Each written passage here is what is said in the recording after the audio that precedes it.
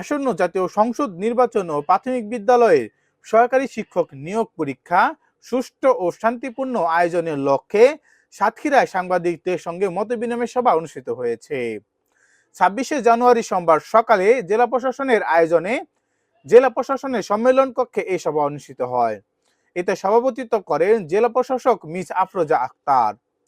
সভায় উপস্থিত ছিলেন পুলিশ সুপার আরেফিন জুয়েল সহ জেলা প্রশাসন, স্থানীয় সরকার বিভাগ এবং সাংবাদিক নেতৃবৃন্দ। এই সময় নির্বাচন ও নিয়োগ পরীক্ষা উপলক্ষে নিরাপত্তা ব্যবস্থা, প্রশাসনিক প্রস্তুতি, আইন শৃঙ্খলা পরিস্থিতি এবং গণমাধ্যমের দায়িত্ব নিয়ে আলোচনা করা হয়। সবাই নির্বাচন সংক্রান্ত একটি প্রেজেন্টেশন উপস্থাপন করেন জেলা তথ্য অফিসার জাহারুল ইসলাম।